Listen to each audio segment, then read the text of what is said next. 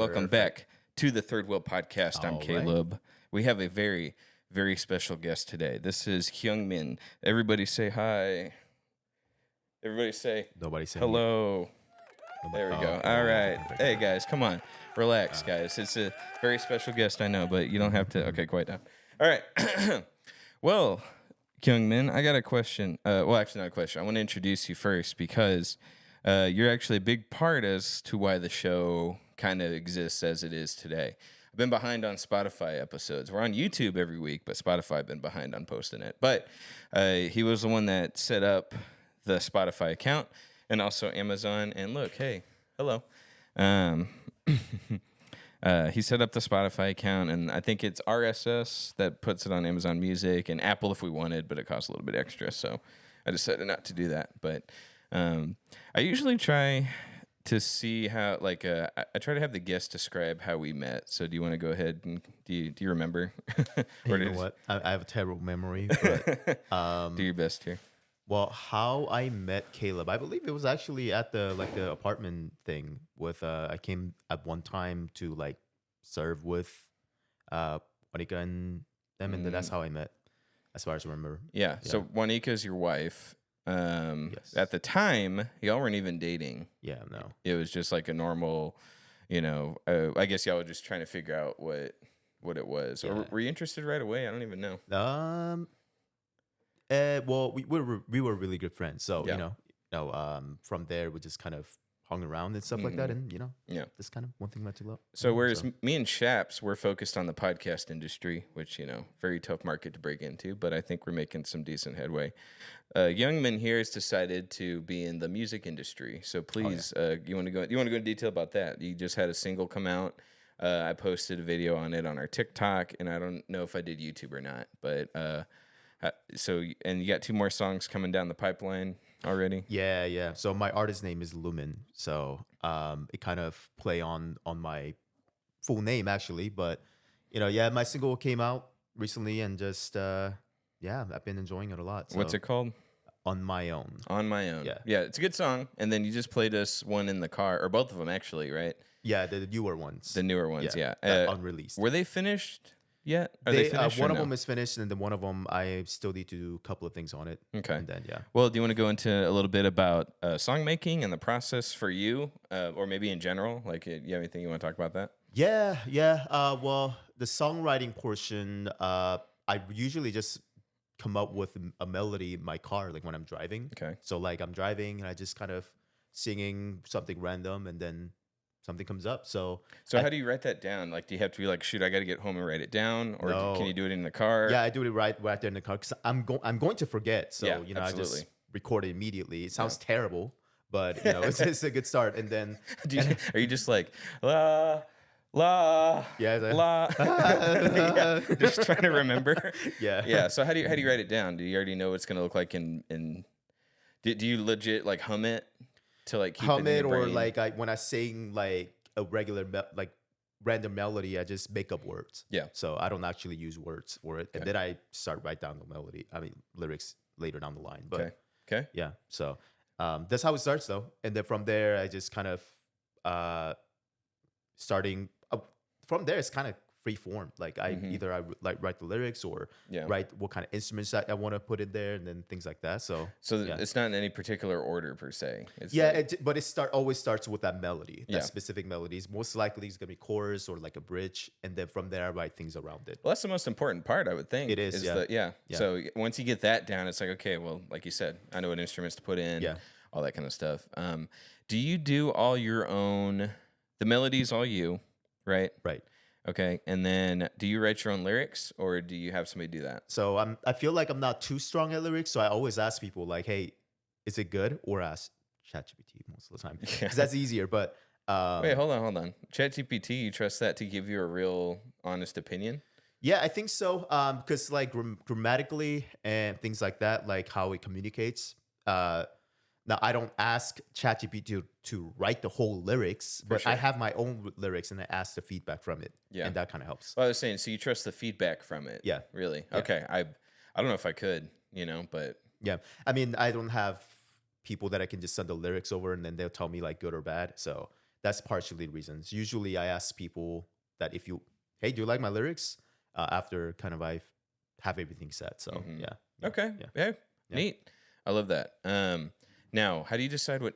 Well, I guess if it fits the melody, how do you pick the instruments? Really, is it just like how it fits the Yeah. melody? Um, well, base it off of a melody, and I just have to think about like how, because it's very it's not like a 1 + 1 = 2. You have to sit there and kind of think about how it sounds in your head. Okay. So one of the cool thing about one of the my producer, I call him music mentor, has told me about is that um, that music you have to. It's like you are creating that something doesn't exist yet. So Mm-hmm. you're putting that on a system, and whatever is in your head, you are painting that on the canvas. So Yeah. um, How that's does the process. how does ChatGPT criticize you? Because that I'm still trying to wrap my head around that. Like, Yeah, with what the was lyrics that? and stuff like that. Yeah. What does it look like? Yeah, I mean, well, grammatically, so I'm not in like I wasn't born in America, so sometimes my grammars are kind of like weird. So that's when I ask ChatGPT most of the time, Okay. and they kind of correct me.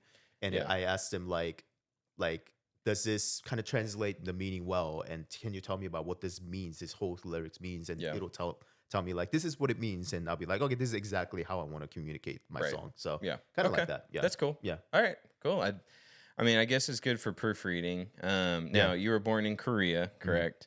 But you also lived in Mexico for a while, right? Yeah, just a year, but yeah, that's pretty pivotal Yeah, time. I would say so. Yeah, And so you do speak Spanish. it's speak Spanish. Yeah, yeah. a So little bit, really, English is like your third language. yeah. Third language. Okay. Yeah, yep. Well, I don't want to be that guy on here. It's like, man, your English is so good.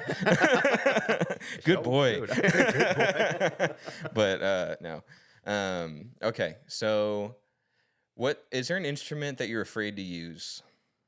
Because Uh, you don't, it's the sounds unpredictable, or maybe it's just not your area of expertise. Is there an instrument you're Yeah. afraid to even put in your songs? that's actually a good question because I play violin and I play violin fairly well. Yeah. But it's hard to record. Mm-hmm. So you need a like very good room to record in, things like that. So I just use the program that they have. Okay. Also like a brass instruments too, because I don't know how to record it too well. I'm afraid of like feedback and stuff like that. So I kind of stay away from those as much as possible. So it's a synthetic violin sound then? Yeah, synthetic, but they sound great because they use like actual violin Right. and expensive violins too. And they know how to record it. They know- Exactly. yeah. So Okay. yeah.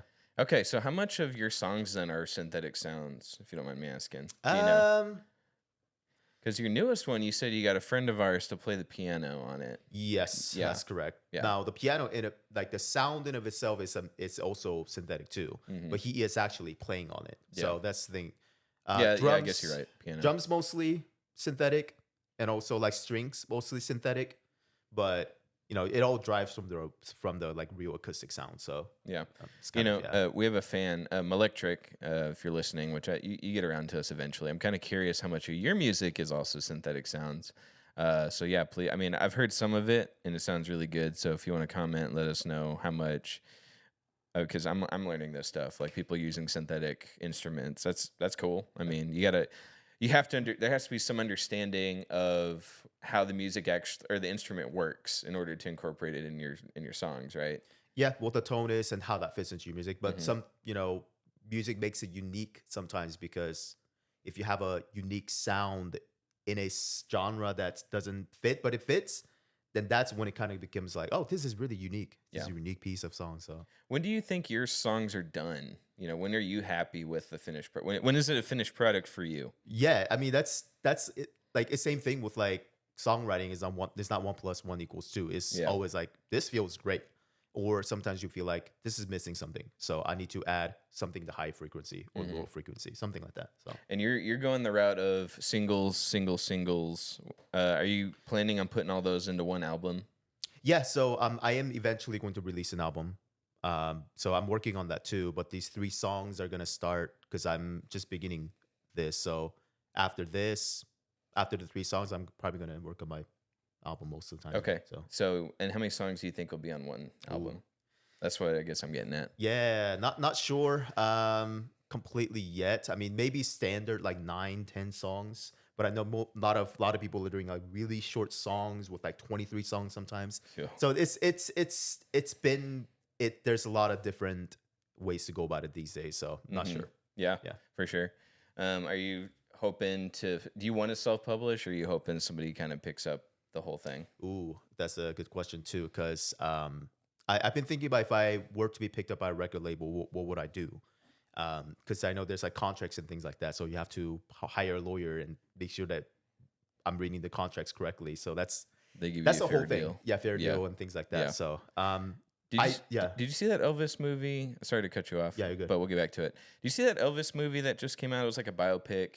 No, not really. He really got screwed. Like his manager. Yeah, I mean, he had control of all his money. Like Elvis had no control over his career, essentially. that makes sense. Yeah. You know, for being so famous. Yeah. You know, and just like people loving him and all that. Like he didn't have control over his life. Sadly, it was a manager screwing around with him. But anyway, yeah, picked up by a label. So what are you thinking then? So you want a major label to pick you up, or are you thinking something else? I mean, that would be ideal because self-publishing is not easy. So you have Definitely to do not. everything. Like you have to upload the songs in different organizations, and you have to market yourself, and For you sure. have to record everything. You literally have to do everything on your own. So although you get 100% of everything, but it's just a lot of work. And if I do get picked up by a label, then that'll help for sure to those process to make it easier for me. But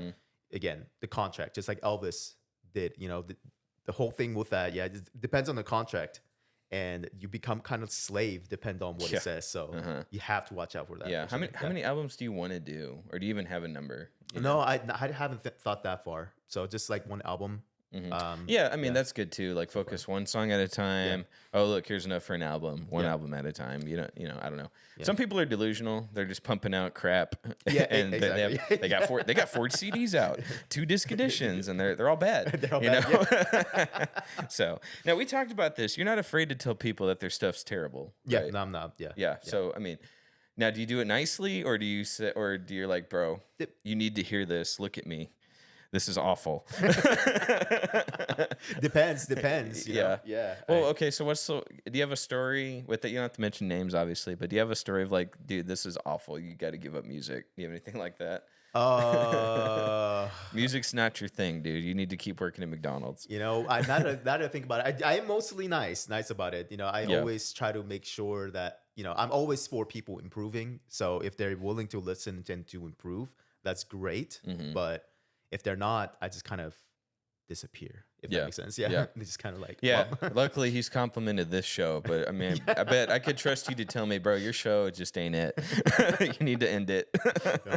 Yeah. But I saw a video on, I think it's Lil Nas X. You familiar with his work at all? a little bit. Yeah. Yeah. It was just interesting. I think I can't remember his first song. I think was self-published. It was just posted on SoundCloud or something, and then it kind of turned into this big career for him. So I don't know. It's pretty interesting. Sometimes it does work. Everyone was getting famous during COVID on SoundCloud. Like everybody, and only just now or last year actually, people are starting to fall off. They got famous during COVID, and then their music just didn't carry on past that age where everybody was locked in the house and listening to every new artist that came out. So some of those guys are kind of falling off. I saw footage of a guy performing who got famous during COVID, and the venue he was at, there's like 10 people in the audience. Oh, wow. And he actually, I forget who he was, but he just left the stage like one song in. He was like, this isn't worth it. And he just like quit mid concert. Wow. Like one song in and just walked off, So I was like, come on, dude. Like those 10 people paid to finish your show, Exactly. give them a show, Right. Go out with a whimper. Yep. So you're not going to get that grand exit you've been hoping for, but I don't know. I wish we started this show during COVID because I think we would have picked up a lot of steam pretty early on, for now, would we have maintained it? I don't know, but it would have been pretty fun to watch. So I don't know. Okay. So let's see. Oh, have you been following the Talk Tuah girl, Hawk Tuah, and then her podcast? Yeah. Well, there's not a podcast anymore. Oh, it's still going. Yeah. So how? But she recently did a scam on people. Then Yeah. So she did a rug pull scam Which, okay, the feds took her off where she was like, she's not going to be pressed criminally. She's not going to be charged. Okay. So they finished their investigation. Okay. And then she just started posting again. Her first episode after that, well, Jake Paul's agency dropped her. Okay. Did you know that? I didn't know that, yeah. She was working under their umbrella. Okay. And her show was getting a lot of promotion, a lot of views. And so after the scam, Jake Paul's company was like, hey, like, you know, we're just going to amicably part ways is how they put it. Yeah. So I'm sitting here thinking to myself, imagine being so shady that Jake Paul won't work with you anymore. Like I'm not crazy, right? Like it's like how like the Paul brothers are the biggest scammers in history. Yeah, like 100%. Did you watch the Mike Tyson fight? Yeah. That was a scam. Yeah, I did watch it. I was so disappointed. I was ripped off and I didn't even pay for it. I was like, I want my money back. Right. All my YouTube views, I want my money Yeah, back. yeah. So she comes back and she's like, hey, I'm not working with Jake Paul anymore. It's like, okay, you did something so bad that even he doesn't want to work with you. Right. I don't think the Paul brothers work together. I don't know if they're the same studio or not, or the same publisher, whatever it's called for them. I don't think they work for the same company, but one of the biggest scammers doesn't want to work with you anymore. That's how bad you effed up. Oh my right? goodness. So that's crazy. Yeah. So our first episode, she does it with what's the dude's name? The other Prime guy, not Logan, but no. Oh, KSI. KSI. Yeah. Her first. Thank you. That was first episode back. That's kind of crazy. It was a good idea. Okay. Right. Yeah, it is. But it only got as opposed to her previous views here. Ooh. Let me pull this up here. I actually checked this quite a bit. It's very sad. I see. Okay. So before the controversy, her videos were doing pretty well. So hers were getting in the several hundred views. So like this one, 276 views, 567,000 views, 372,000. Her very last episode before the controversy was 730,000 views. Okay. Now, granted, a lot of people went there to blow up her comments after the scam. Which fair. And then, like you said, she took a break during the scam. And so a month or two ago, she started posting. First episode with KSI, 90,000 views. Didn't even break 100K, right? The one after that, Chanel, I think she's from Tosh.0. Have you seen that show? The girl that has that weird laugh in the audience. She's like one of the 3 panelists that's watching. Okay. She got on the show. Oh, wow. 26K views. And then the Recappers, another channel, hop on the show with her. 24K views. Wow. 17K views. And then 24K views. All right. It's almost as much as your subscribers. Yeah. Yeah. Yeah. Okay. So I did a video on this when she got famous before the crypto scam, and I was like, "Bro, her show sucks." And everyone's like, "Oh, you're just being a hater," you're just jealous. I'm Do they like the show then? Yeah. Well, it had a decent fan base before Okay. the scam. Okay. And yeah, everyone's like, "You're a hater. You're just jealous. You only have 1,000 views. Shut up." And I'm like, bro, seriously? Like, all right, that's whatever. And then she scammed everyone out. And then all the haters come out and they're like, bro, she sucks. This is what she gets. Right. And I'm like, bro, I was way ahead of them. Like, I was the one leading the charge on this podcast. It's awful. So her very last episode last week, so it releases on Tuesday. She tried to give her version of the scam. So she's like, here's my side of the story. Which I want to talk about that. Her side of the story didn't make a lot of sense to me, but we'll get to that. But it only got 34,000 views. So her addressing the controversy didn't get very many views at all. It didn't bring her back into the 100K. Nobody's talking about it, really. Yeah. There are a couple of guys I watched that talked about her response to it. I mean, but if I'm being honest, she was only had views because of her meme, and that's been dead forever now. So this makes sense to me. I don't know, because one of my coworkers that was female made a Hawk to a joke. I was like, don't make that joke with just me and you in the room before I get in trouble for adding on to the joke. It's like, even though she made the joke, I don't want to get in trouble. But anyway, I don't know. People still quote the meme fairly often, though. Oh, really? I would say, like, I've heard it a couple times just in like at work, not even on the internet. Like, people still doing it, but I agree. Like that joke, the Hawk Tua thing, was like a 15 minutes of fame type of thing. Right. She stretched it fairly well. That's And true. I think if she stuck with Jake Paul, didn't scam her audience, I think she would still be going okay. That's fair. Yeah. You know, but I don't. So her video, her response, it was very heavily edited, rehearsed. You could tell they didn't use because they set it up. Her friend, her co-host, was asking her questions like, "Well, how did you hear about this scam?" She was all but reading from a card. Oh my goodness. How did you hear about this this scam, or whatever? And then Haley, that's her name, her real name, Haley.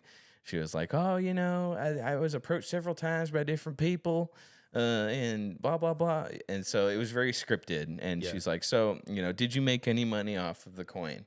And, just stuff like that. So it was already like very not genuine. She did say she didn't address the controversy right out the gate because there was still an open investigation and the FBI was interviewing her and interviewing her family.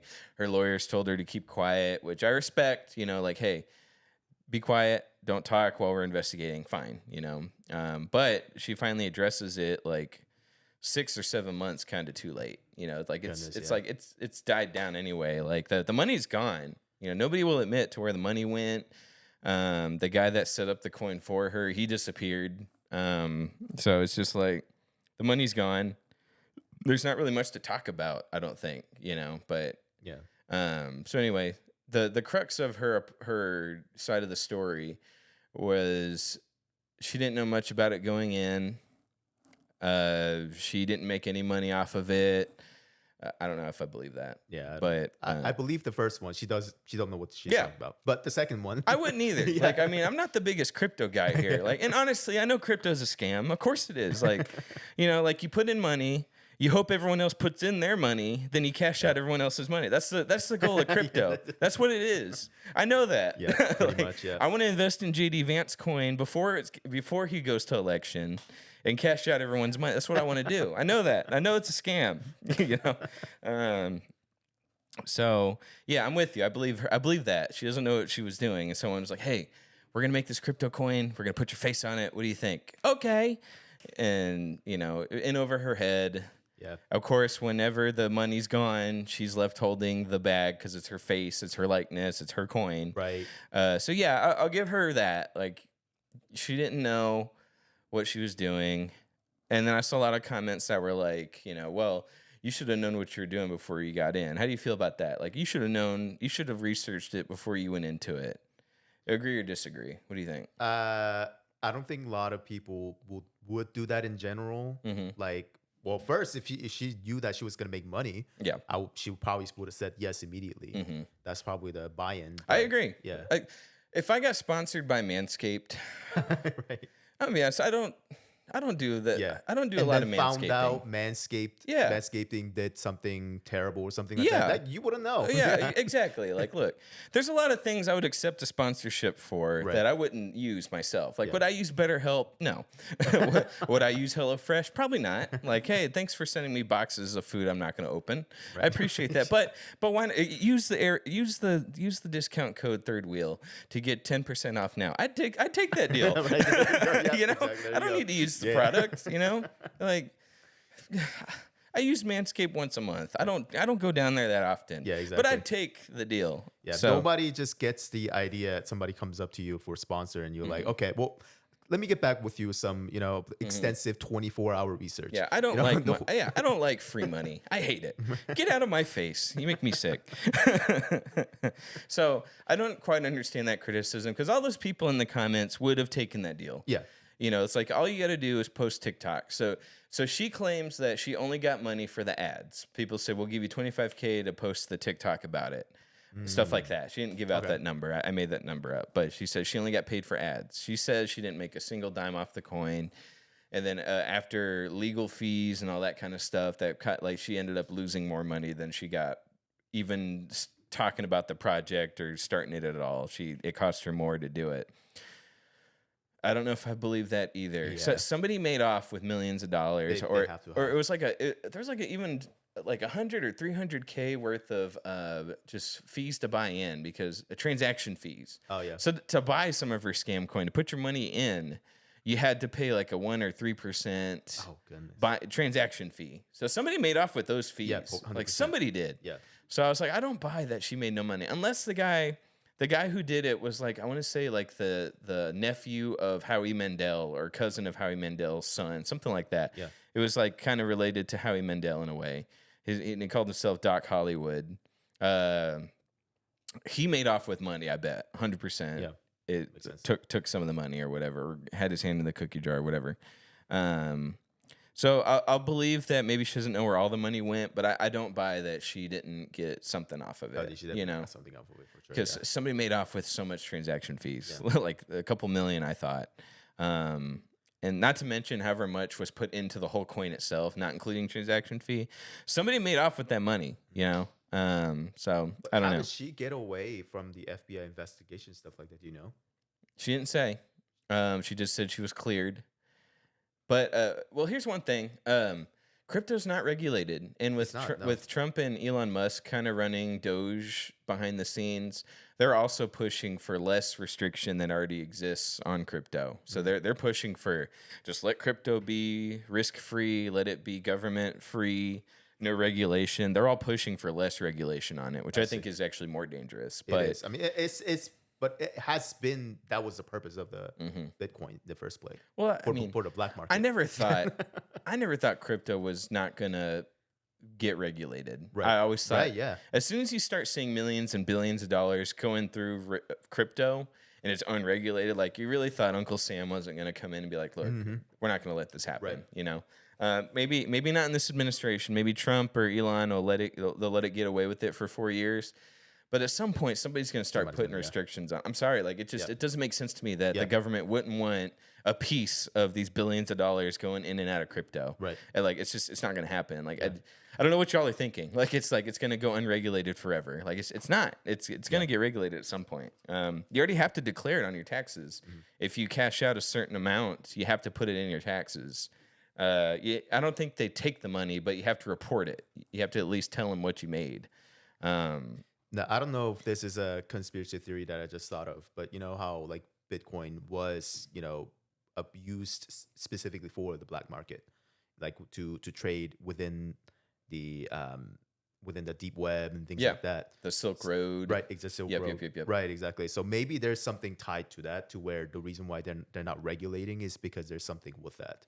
So, like somebody high up in our regular government is involved in the deep web, probably. Potentially, but I don't know. Elon is real big on we want to deregulate it, and it's like you said, it's already not regulated. Right. So he wants to make it worse. Right. So like maybe there's something to it. Maybe he's got something going on in the Silk Road and the deep dark webs. Yeah. Some black market Tesla or something. Yeah. The Cybertrucks, they morph into Cybertruck Phase 2.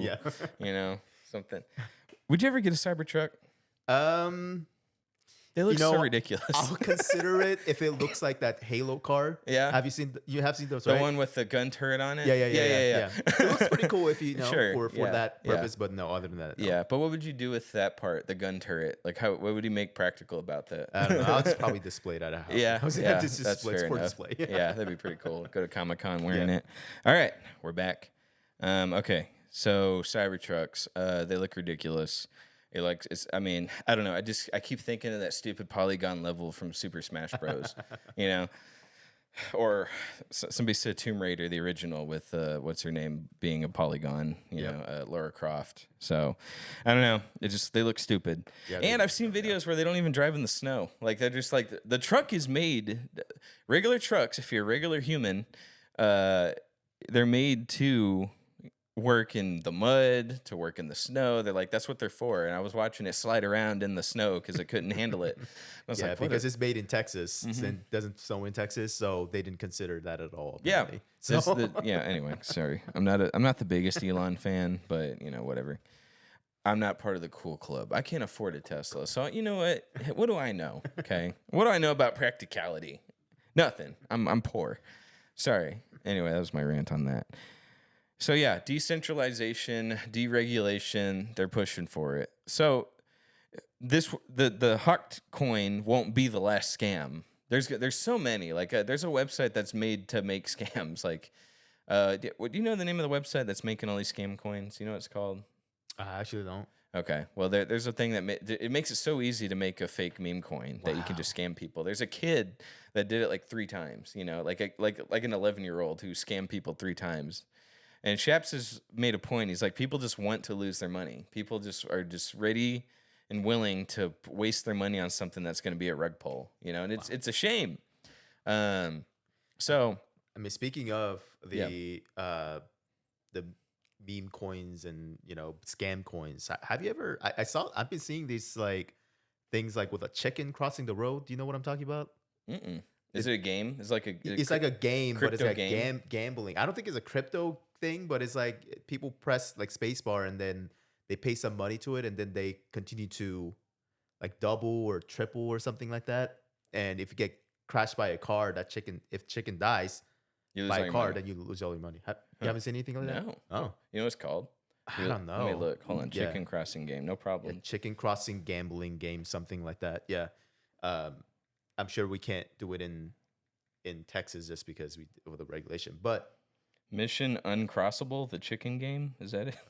I don't know. Yeah, I just seen it around, and people like either lose a lot of money or like get a lot of money. So I was like, I don't know how that is even a thing, but Yeah, I'm seeing YouTube videos pop up on it.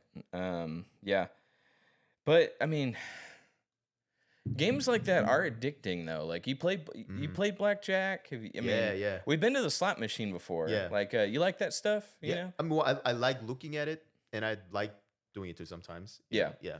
it's fun Yeah. and like I mean, sometimes you win, so that's why you keep coming back. Because if you never won, if you always lost your money, you'd never be like, man, this was good. I want to do it again. If you always lost, if you never paid out, the addiction part wouldn't kick in. You Right. know, like, well, I'm just losing money every time. But no, when I was going to the casino early on in my adulthood, like in my 20s, early 20s, Right. the first few times I went, I would win 2K pretty consistently. And we used to go every week. So every week I'd be like, oh, I made at least 1,000, sometimes 2,000. And so for a while, I was like, I might quit my job, dude. Like I'm making a lot of money. So, cause I don't know, when you win, that's the part that's addicting. Right. So then when you keep losing money, you never win. You're like, man, like this sucks. I never win anything. Right. So I don't know. But mobile games like that are a lot of fun and very addicting. I don't know. I'm addicted to Angry Birds right now. Before that, I was addicted to Fishdom. That's the fake Bejeweled fish themed Bejeweled game. So I can understand losing money, especially if it lets you win the first few times and you're like, oh, you won $50. And you're like, oh, cool, I got $50. Why wouldn't you keep playing? Why wouldn't you put your own money into it? So I don't know. Like, what do you think? Would you ever be addicted to a game like that? I don't know. I feel like I think I have my own share of that moments before too, just like you did. So at this point, I think I know what is going on with that. So, and in fact, I have the worst luck with those things. So You learn lost your money. lesson. You learn your lesson early on. Exactly. So I like watching people play it, but other than that, Yeah. Yeah, because you watched me play the slots. Because Yeah. I had 2 machines going. And was I stressing you out or was I stressing your wife out when I had 2 slots going at the same time? And I was like, hey, go ahead and just hit the button for me. Oh, You remember that? yeah, I do remember that. Yeah. No, it was stressing any of us out. So Okay, it yeah. was just, I thought Juanica was like, I can't Well, look. what? I thought that's what was going on. I was like, look, man, it's just $100. It's fine. yeah, it's just under. Yeah. It's not like, okay, here's 10K. That's true. Yeah. Don't screw up. Exactly. Yeah. It was just a chill. That's true. You're just a chill guy. Yeah. I miss the chill guy memes. Those are nice. I wanted to talk about Last of Us, but nobody else besides me watched it Yeah. or played the game even. Well, I mean, I think I feel like most people are turned off by it just because of the actress Yeah. that's in that doesn't look similar to. She should have recasted her from the first season. Yeah. Now, I liked her in the first season. She Okay. did really good. Oh, she did a good She job. did. Okay. She did. She played Ellie from the first game in season 1. She did great. Okay. But because the next one has a 5-year time gap, and it like even in the game, she looks different. She looks older. Right. And her personality is different. Right. And so you get to season 2, same actress who looks like she's 7, Right. playing the same character playing the same character like she hasn't grown up at all. So she's playing it still like she's 14 years old. She looks 7. She's acting like she's 14 again, even though now she should be like 19, close to 20, more mature. There's supposed to be a hardened version of her. So like they just kept Bella Ramsey, which is the actress, and she doesn't look older. She doesn't act older, and it's kind of takes away from the game, which was already on shaky ground with the fans anyway. That's true, People yeah. didn't even like the second game. That's what I heard. So yeah. So it's like you get to the second season, it's like it was already going to be worse than the game because just adaptations are just never as good as the source material. Yep. You ask anybody, any fan of Lord of the Rings, any fan of Count of Monte Cristo, Three Musketeers, the book is always better. So you take the game, the show is always going to be inferior to the game. Yeah. Now the game already on its own wasn't that great. So you take a game that was already unpopular with fans, you make the second season of a show that was already going to be worse than the original, which was already not that good. Yeah. Which ate the cat, which killed the rat, which lived in the house. It's just like it's a weird domino thing, of trash. Yeah. So it's like I don't know what they were expecting. So Bella Ramsey, we could do an episode on people that like the roles that got them harassed by the internet to where they quit acting altogether. So Bella Ramsey's being memed to heck and back, right? Now, wasn't she on a horror movie? Probably. Hereditary? Is that the movie that she was on? No, different girl. Different girl. I know you're talking about though. That's a good movie. That's pretty. Hereditary is pretty dang good. Yeah. But no, different girl. People love her. Yeah. Okay. It's not even like, people like to pick on disabled people, but like nobody was mad at her. Like they like her. She's really cool. She tried to keep her prop head from the movie Hereditary. Like, have you seen Hereditary? Yeah, I have seen it. It's good. Yeah. So yeah. The part where her head gets ripped off, like she was asking the crew, "Can I keep the head?" Like she's cool. She likes horror stuff. Like people like her. But yeah, there's just some roles that the internet will just pick on you for being in. Like the kid that played Anakin in the Phantom Menace, Jake Lloyd. Like he got destroyed after the movie. And like he'd go to school and people were picking on him and all that. Like, and it's like, I don't know. Did you watch Breaking Bad? Yeah. Yeah. So the girl that played Skylar, she got death threats for her role as Skylar because people hated Skylar. Yeah. Rightfully so. Yeah. Skylar's a bad character, but like, why pick on the actress? Right. What did she do? Right. Like, come on. I mean, that means she played. She acted really well. But Lena Headey from Game of Thrones played Cersei Lannister. Like, yeah, nobody liked her, but why the actress? Why do we gotta? Or the guy that played Joffrey, same thing. Like everyone's like, he did his part really good. Yeah, so it's like, oh, we gotta kill him. I'm like, what? So I don't know. It's so weird to me. People are so crazy. Yeah. But yeah, poor Bella Ramsey. Like she's playing the script given to her the best she can. Like not everyone can make the material work. And like you're handed a script, you're told to play this role. It's not your fault. Why are people coming after her in real life? It's the writers. The writers are the ones to blame. The directors, they're the ones to blame. The guys that made the original game, those are the people you want to burn their house down. I mean, send mean letters to, stuff like that. So I don't know. I don't get it. But yeah, the new season isn't doing well. It's saying the pacing's really bad. The messaging. I talked with Shaps one episode. Like they're really pushing immigration for some reason in a show about zombies. Oh, wow. They're really pushing girl bosses, in a show about zombies. I don't know. So they're really they're just pushing all this stuff that nobody wants to see. Even worse, like I said, even worse than it was in the game. The game was bad enough with that type of stuff, but the show is just worse with that stuff. So I don't know. It's not resonating with fans. So I'm really curious to see how the show goes from here. Because for some reason, they're taking this game. So the first game was the first season. The second game is going to be like 3 seasons.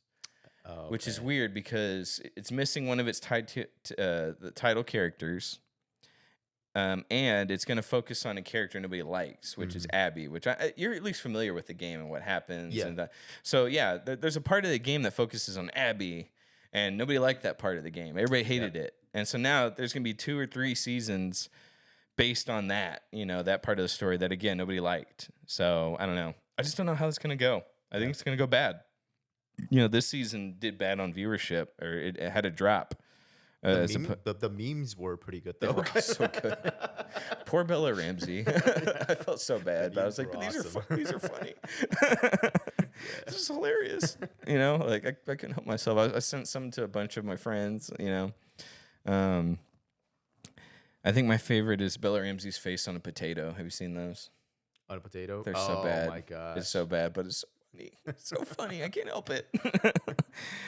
I didn't make these. I'm just laughing at them. I didn't make the memes. I just enjoy them.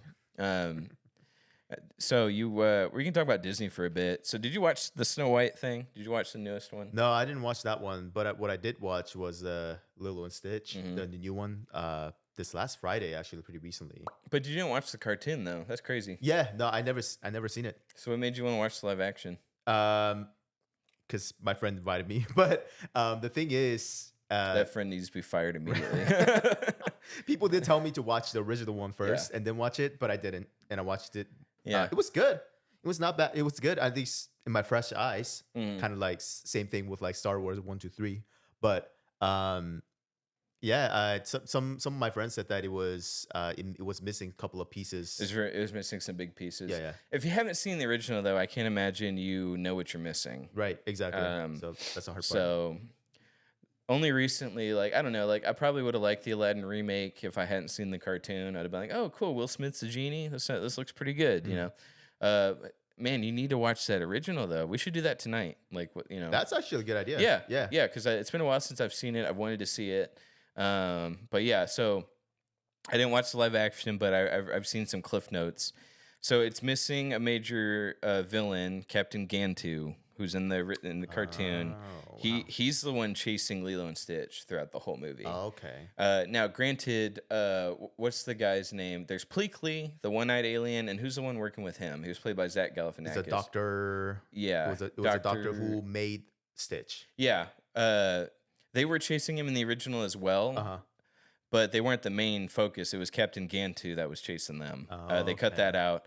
They also made Lilo, and they took the sister character and they just made her the neighbor, right? She's just the neighbor of Lilo, not the sister of Lilo. Or was she the sister? Just a sister. Yeah. Sister? Yeah. Okay. All right.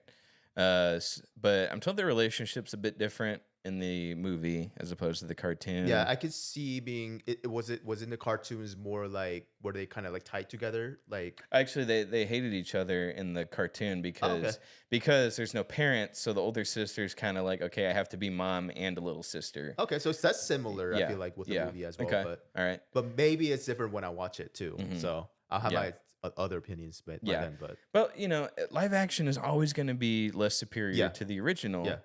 So I don't know. Maybe when we watch the cartoon together, you might be like, okay, yeah, this is way better. Way better. But you liked it though. Yeah, I did like it. I feel like it was modernized a little bit too, like to our times. So it was easier to, at least first time watching Lilo Stitch ever, be able to relate to the whole environment a little bit better. But yeah, I mean, I definitely liked it, but yeah, it's hard to mess up. Well, it's not that hard for Disney. I was gonna say it's really hard to mess up a live action Lilo and Stitch, because when Lilo and Stitch came out, it was everywhere. It was so popular, like plush toys and all that stuff. And I'm told actually the audience came after the fact. Like the movie came out, it didn't do great, but for some reason the toys really sold, and it kind of gained an audience after the fact. I see. So the movie did really good. The show's really good. Leroy and Stitch came out. I liked Leroy and Stitch a lot. I thought that was really good. So I don't know. It had a similar popularity to Phineas and Ferb. Did you ever watch that? Yeah, for sure. I wonder if they'll ever do a live action of that. Ooh. Please don't. Please but don't. Yeah, how would they do the Frankenstein head and then the Dorito head? Yeah. Oh man. They would just do the colored hair. They wouldn't even bother. They might give him a fake pointy nose, but Right. I don't know. Yeah, like you said, they couldn't do that. Like there were so many jokes in there that you just can't capture for live action. Yeah. It just man, that would be. Imagine doing Squirrel in the Pants. But if On the but if Snow White didn't fail, then we definitely would have gotten a Phineas and Ferb remake live action. Ugh. Oh, it's horrible. They probably could have kept the sister that played Candace. What's the actress's name? Ashley Tisdale. They definitely could have kept her as the sister, because she still looks great. She still looks young. And the voice, you just can't match that voice, man. Right. Like she was so good in that role. But anyway, I don't know. I thought remakes were getting better. I really thought because season 1 of Last of Us was really good. One Piece live action was really good. That's true. I really thought we were heading in the right direction, like an upward trend, but no. Well, no. I guess technically the new Superman is a quote unquote remake, but it's I don't know if you heard about that or if you guys talked about it. Which already. one? Superman, the new Superman. Yeah. That looks great. Yeah, I'm so excited. Yeah. I mean, some people hate it though. A lot of people hate it. Well, people are mad because it's not Henry Cavill. Exactly. Yeah. You know, but look, Henry Cavill had bad movie after bad movie. I love Henry Cavill. Good actor. Yeah. He could have been a really good Superman, but it was just the scripts weren't there. They, for some reason, thought Zack Snyder was the answer to Marvel to make him in charge of everything. Oh, goodness. Then they kicked him out halfway through Justice League. Henry Cavill just got screwed, and he got screwed around and jerked around. So, but the DC universe needed a full reset, and that's what they're doing. So Superman just looks so good. I don't know. Are you a big Superman fan? I'm a big Superman. I actually like the I think it was Henry Cavill was like original Superman. Man of Steel. Man of Steel. I didn't care for Man of Steel that much. It wasn't the Man of Steel. Like even before that, there was like original It's like right before Man of Steel. I don't know. It was like 2000. Like I have the DVD of it. It's with Superman Returns. He Returns. Okay, well that wasn't Henry Cavill though. That wasn't. Oh, okay, no. That was Brandon Routh. I see. Okay. Yeah. Yeah. I like Superman Returns. It's not good, but I like it. You know, I like it a lot. It's I watched it when I was a child, so it's kind of like personally there. Now, what's his name before he got in trouble? The guy that played Lex Luthor. Kevin Spacey. I was like, what the heck is his name? He would have been a great Lex Luthor if he played it. Like, did you watch House of Cards? No. Okay, if he played it like he played it in House of Cards, where he's like eloquent, calculating, menacing, like, oh, that'd have been so good. But now he he played it the goofy version. I don't know. Maybe he grew because that was House of Cards is later. Later. Role, so, well, and like I said, it just comes down to the script. Yeah. Like it has to be a really good script. You give an actor a good script, they'll roll with it. Like I don't know if did you like the Infinity War Avengers? Yeah, for sure. Yeah. Well, when you watch the behind the scenes, they improv'd a lot of their dialogue, like their jokes, like the line where heck, when Iron Man and Doctor Strange are talking to each other. In the behind the scenes, they're reading the script, and it's a lot more robotic. You know, this is the orb of confusion. We must protect the orb of confusion.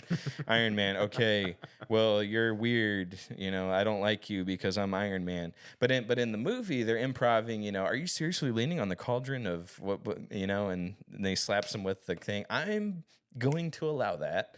Like those were all improv. So the actors took the script and built on it and improved a lot of lines that also got the point across. It delivered the information, but it was also funny, right? You know, because if they read the script verbatim, it wouldn't have been as free form and as fun as it was in the actual final product. So an actor can take the script and put their own little twist on it, like an actor should do. Now, what about the scene with Obi-Wan and Anakin that when they were about to fight?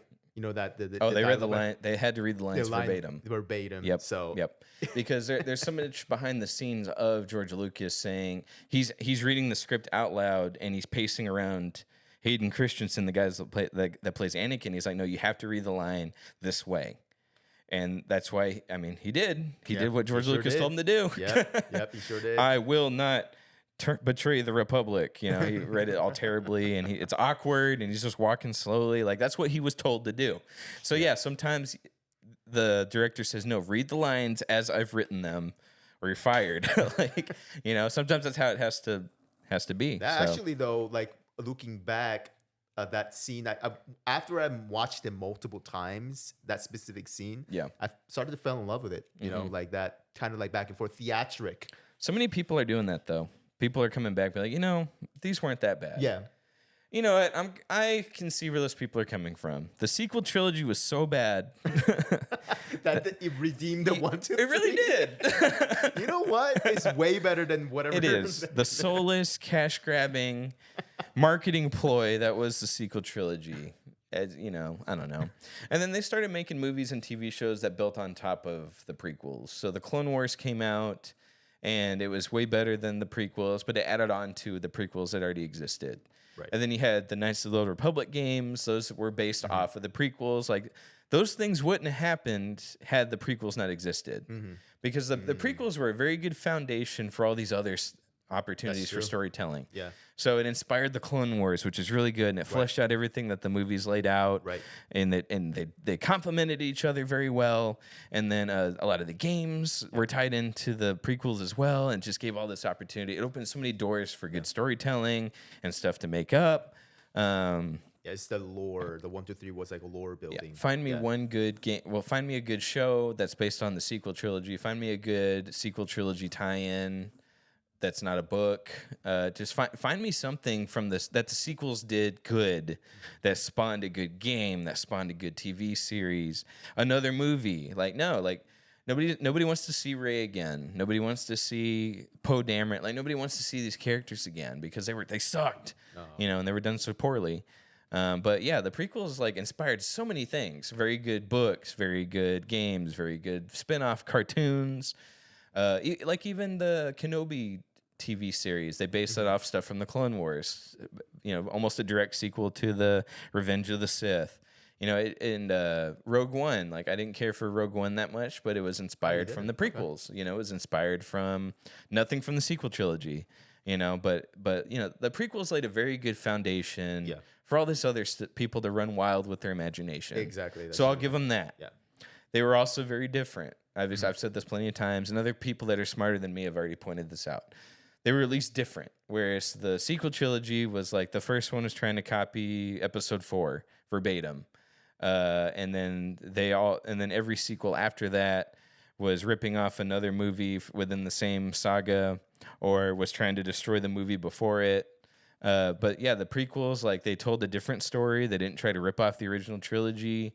He worked hard to make them all like a different style, different look. He didn't try to rip off the same action scenes over and over. Like he tried to make them different. So I'll give him that too. Like so yeah, they're looked on a lot more nicer today than they were when they came out. Yeah. So as I see those videos now, what's the actor's name? Hayden Christensen. Yeah, Hayden Christensen. Yeah, I see him being more like accepted by the community more and things like that. I actually love seeing that now. Yeah, absolutely. Yeah. The guy that played Jar Jar, another guy that got harassed. Right. Another guy that got harassed after his role. Like it was his fault. Like George Lucas didn't make Jar Jar. George Lucas wrote, and designed Jar Jar Binks. Like but for some reason people went to attack the actor. Yeah, I was like, it's not his fault, bro. And even he came back. He came back in an episode of Ahsoka, and he played a different Jedi, and people liked him. People liked that character. And I was like, dude, like leave the actors alone. But like, anyway. Yeah, even he's been shown love nowadays because people are just going back and be like, at least the prequels were creative. Yeah. At least they had like one vision from beginning to end. Like, I don't know. So that I'm with you. That is nice to see. Because when those came out, like, I mean, Hayden Christensen caught a lot of flack too. People didn't like his role, his acting. They called it wooden, and it was, but it wasn't his fault. Right. And he just did what he was told. Mm-hmm. And like I said, they had a lot more creativity behind it than anything Disney's done, except for Andor. I'm told Andor's pretty good. Yeah. I don't want to watch it though because I don't care. Yeah, I don't know. So I don't know. Anything I say stuck out to you? Resonate? Do you want to add anything to that? Yeah, I mean, well, you said that you didn't care for Rogue One. Actually, I started watching Star Wars not so long ago. I first started watching Star Wars like 3 years ago. For the first time. Mm-hmm. Same thing with Lilo Stitch. So like you hadn't seen them before? No, ever. So like my perspective was pretty fresh. I would say like a person who has never seen any Star Wars, watching chronologically from beginning to try to watch it to the end. Yeah, I mean I think Star Wars generally is good in a fresh perspective. Yeah. But I definitely understand the historical aspect of like when the 4, 5, 6 came out, and then how that felt, and then going back to and then 1, 2, 3, and then like people who have been keeping up with Star Wars, I understand them for sure. But so you liked Rogue One then? Actually, I like Rogue One. Yeah. Well, so you watched it. Did you watch it 1 through 6, or did you watch it 4, 5, 6, 1, 2, 3? I watched 1, 2, 3, 4, 5, 6. Okay. Yeah. You know what? Hey, when you watch it that way, I bet you there was just probably a lot to like, you know, from that perspective, like you said. I had to give it some grace on 4, 5, 6 because there is, you know, when you watch 1, 2, 3, 4, 5, 6, 1, 2, 3 fills in the gap some of the 4, 5, 6, but when you watch 4, 5, 6, it feels empty. Yeah. When you start watching it, so why is that? Do you think feels empty? yeah. Some of the lores were not filled, and then like some of the things kind of felt like it was like missing it because it wasn't as detailed. 1, 2, 3 kind of fill in that gaps of it, but yeah, it just felt empty. 4, 5, 6 for me. So I don't know if he feels aged for me or something like that, but that's just because I never seen Star Wars. Yeah. I would say so. Yeah. That's crazy. Did you at least know that Darth Vader was Luke's father? Yeah. You had to at that point. At that point. Yeah, never mind. Sorry, dumb question because you watched it in a different order. Yeah. In college, I asked you that because, well, okay, before you started the movies at all, did you know that? That Darth Vader was Luke's father? Yeah, I knew it already. Yeah. So that's the pretty much only thing that I knew. I mean, Leia is Luke's sister, and I know Yoda, Jedi. Yeah. Just like basic lightsabers. Stuff. Lightsabers, exactly. Yeah. Like, that's pretty just much stuff you couldn't get away from as a kid. Right, exactly. Well, I'll bring up the story, then we should probably end it now. Let's see. In college, we watched 4, 5, 6 for the first time with a girl that my buddy was trying to go out with. That didn't work out between them, but it was so great because she had no clue that Darth Vader was Luke's father. And so when she saw it for the first time, she was freaking out. She was like, "What?" And she's like on the ground, like, "Oh my God!" You know, and we're all sitting like, you know, everyone else on planet Earth knew except for her. That's crazy. You know, what a fresh. It was, yeah. You talk about a fresh perspective. Right. That was fantastic. Yeah, that was one of the greatest nights of my life. Yeah, I wish that was me. yeah, that would have been great. You know, but because you watched it in the chronological order, that would have been lost to you. You know. Yeah, a little bit, but still, it was a lot of fun because it details what I could pay attention to, and that's actually absolutely love it. I'm a Star Wars fan now. I can say so. Yeah. When you say empty, I wish we had time to unpack that. 4, 5, and 6. Maybe it's a different setting for sure, different main character. They didn't have everything fleshed out in 4, 5, and 6 like 1, 2, and 3 had. So it's very basic details. Basic, yeah. You know, like it felt the same. Like 4, 5, 6 felt the same way because it's a Falcon, a Millennial Falcon, and then those 4 characters, pretty much same thing. They get away from the Empire and things like that. So it felt like pretty like baseline, which again, it's fine because back in the day it was revolutionary and it was good. But I think this is why people say some people like 1, 2, 3 better than 4, 5, 6. 1, 2, 3 had so much packed into it. Yeah. So much more politics, so much more. Boy, my favorite. Yeah, and the politics and you know the counselors and the Jedi Order. Like that was like, whoa, this is cool. And then I watched 4, 5, 6 and I was like, very different. Empty a little bit. So, yeah, it's way more dumbed down for sure. Just a very It simple. was for kids. Yeah. Apparently, I was talking to my coworker who is like 50 years old. He was saying that 4, 5, 6 when it first came out, it was one of the first movies that was like PG, was able to be watched by kids, but also by adults. So it's kind of like revolutionary in a sense that that was not the case before. Right. It appealed to broader audience altogether. Yeah. You know. So well. All right, we're out of time for today. That's about an hour. Thank you. Sorry, I almost said your last name because that's what I'm just so used to. Thank you, Kyoungmin, for hopping on this week. Sure. I appreciate you filling in on such a short notice. Thank you for being willing and ready to be on camera. I know it's a tough order for some people, not for you, but I appreciate you hopping on. That was just great. Cool. All right, guys. We'll see you all next time. I'll see you. Thanks for joining us.